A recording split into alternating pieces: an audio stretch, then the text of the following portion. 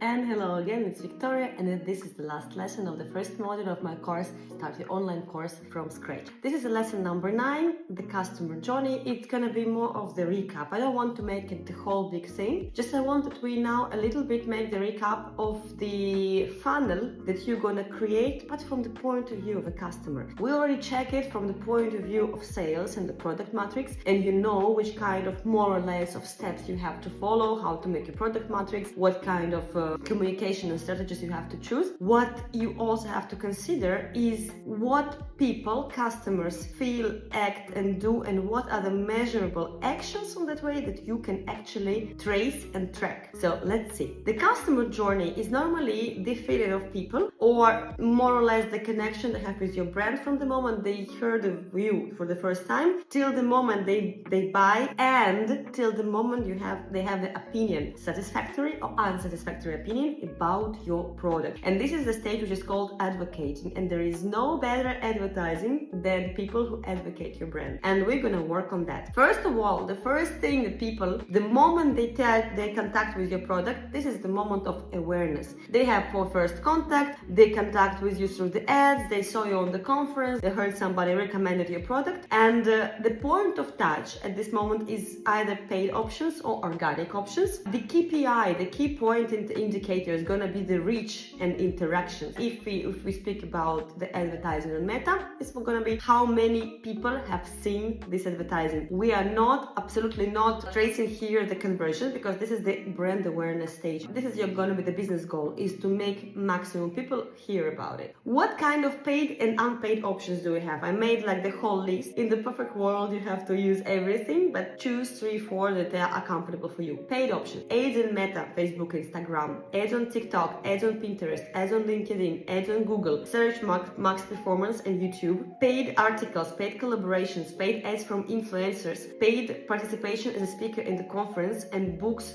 that you publish. You can publish books, actually, physical books. Organic options gonna be overlapping. It's recommendations on Instagram and Facebook, so organic growth, SEO and organic traffic of your website, UGC, so user-generated content, podcasts.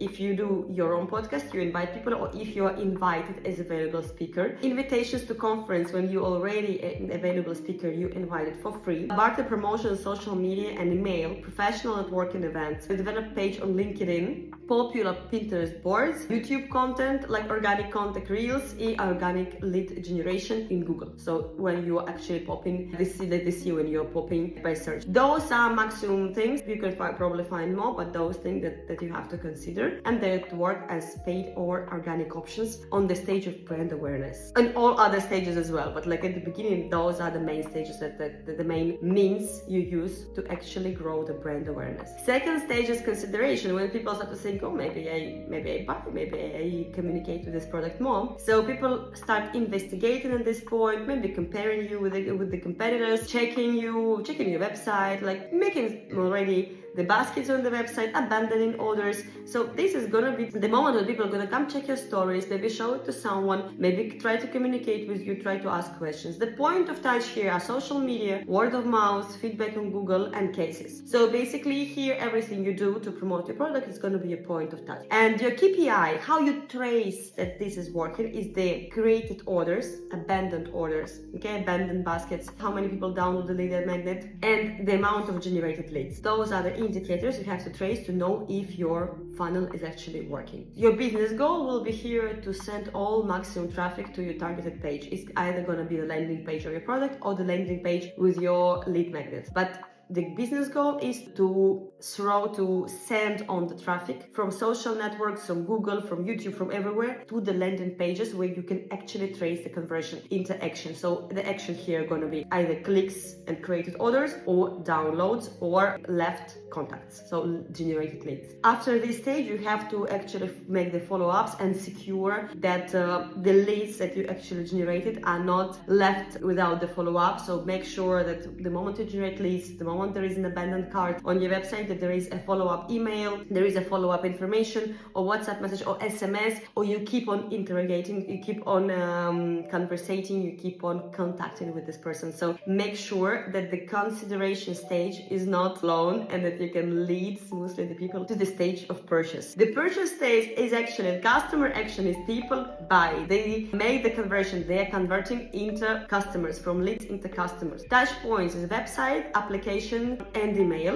KPI is conversions in sales, so and the cost per sale. This is a very important KPI, and your goal is like to test the different hypotheses to increase the conversion rate. What is a touch point? Like, I will elaborate here a little bit more. You have to provide a very clear buttons and very clear actionable calls and call to actions on your website. People don't have to ask, where do I call? What is exactly this offer? What are the tariffs about? It has to be very clear. You have to offer social proof. People have to see why your product is cool, like testimonials, case studies, highlight unique selling points. If it's a launch, a live launch, you have to create urgency. You have to create the urge. It's time limited. You have to provide bonuses. This is the enrollment deadlines. You have to make people buy now. If it's an evergreen funnel, you have to actually focus on the consistent value, that there is like lifetime access, checkout process is very easy, that you have access immediately, you're gonna be redirected, everything's gonna be smooth and simple. Those are your touch points with the client at this moment. Retention. Retention is a very important step in the customer journey, and to be honest, it's considered not for so long ago. Like, let's say 5 years ago, nobody would consider retention because the goal of business was to sell. Now the goal of business is retention. Because you don't have that many, you have too much competitors on the market for quite limited amount of people, which means that you're gonna be mostly working on LTV, lifetime value of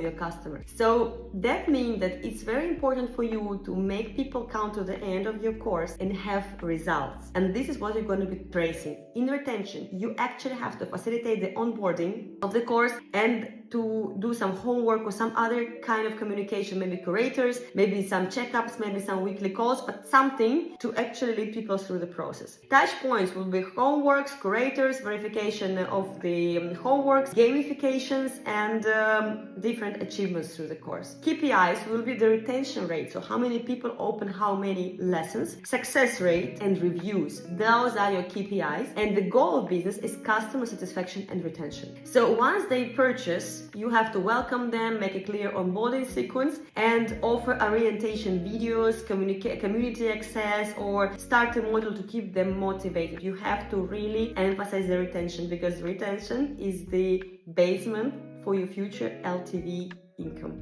And the last stage, when people become the advocate of the brand, is advocating, is the action that they do at this moment is they make another purchase, so they're actually purchasing more, or they're bringing you new clients and they're advocating it on social media. For example, they share their results. Touch points are here cases, people share their cases, they leave reviews, and word of mouth, they bring you new clients. KPI here is your LTV, so you have to measure how many purchases in how long they're doing, and if they're doing the upsell. And here your goal is to measure the customer satisfaction and the return rate, how many people buy second, third, and fourth time. How actually you trace here the customer, like how you know that they actually make another purchase. So basically upsells, they continue to buy something, the new products, the bonus, they take the wind up offers, you launch new product, they keep on buying. You introduce advanced model as well, they can buy something more advanced. You get the feedback and you can refine the course and make it more relevant for them. So basically this is your communication with them. And you encourage the satisfied people to share the experience, to share the cases, to leave the feedback. You can implement the referral system so that people who come from them and they can get some bonuses or maybe some money back. So you can implement the referral programs, and absolutely showcasing the positive result will attract new leads. This is something very important. Don't forget to collect the feedback, collect the cases, take interviews with people and use it as a selling point, as something very strong for the next, to actually fortify, to empower your offer, whatever it is, evergreen or live launch. So at this point, we have enough theory, enough base to actually come to creation and to the technical part. See you in the model 2.